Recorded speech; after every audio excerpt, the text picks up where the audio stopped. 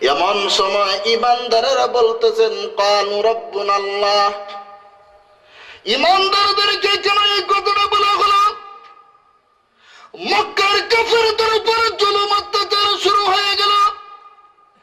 আল্লাহ রাসূল সাল্লাল্লাহু আলাইহি সাল্লাম সাহাবায়ে কেরামদেরকে বলেন, ওরে সাহাবায়ে কেরাম, তোমরা মক্কা থেকে হিজরত করে চলে যাও।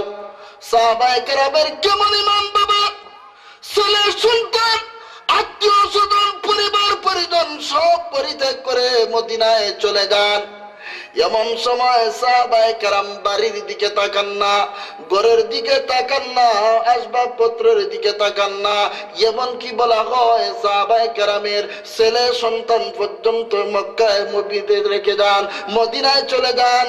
তারপরও ছেলে সন্তানের মায়া নাই, দিনের জন্য তাদের জান কুরবান করে দে।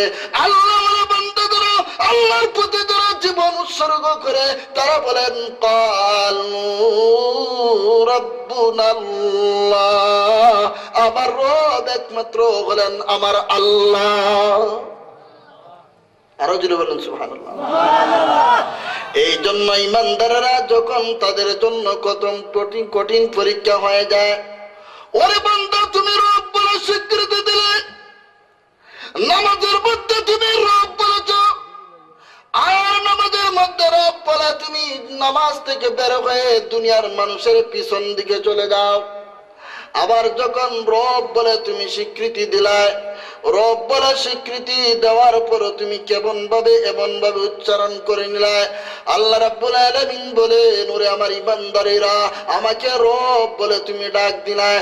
রব বলে ডাক দেবার পর মানুষের সামনে তুমি মাথা নত করতে পারো না, আমাকে রব বলে তুমি স্বীকৃতি দিলায়। তুমি হলেন আমার রব, নামাজের মধ্যে পড়ো আলহামদুলিল্লাহি রাব্বিল আলামিন। ওগো রব, তুমি আমার মালিক, তুমি আমার মালিক, তুমি আমার মাওলা, তুমি আমার সব কিছুর মালিক। কিন্তু রে বাবা, তুমি নামাজ থেকে বের হয়ে দুনিয়ার মানুষের তাগুদি করলায়, শয়তানের পথ অনুসরণ করলায়, দুনিয়ার ক্ষমতার লোভে মানুষের কথা মতো তুমি মন গড়া চললায়। তুমি তো রব বলে স্বীকৃতি দিলায় না।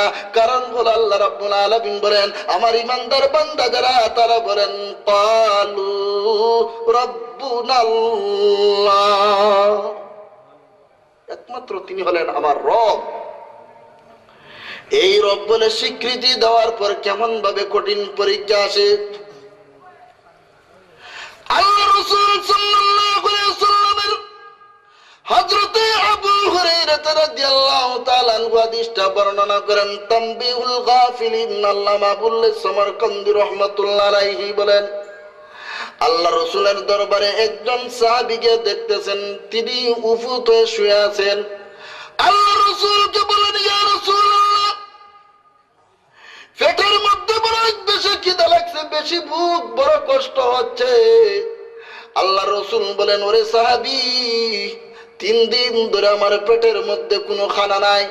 ওরে বাবা গো, মুসলমানের সন্তান, পেটের মধ্যে আছে খানি, পোশাক আছে বড় দামি, বাড়ি আছে অট্টালিকা, গাড়ি আছে বাজারও, এরপর মওলার ডাক তো ভালো লাগে না।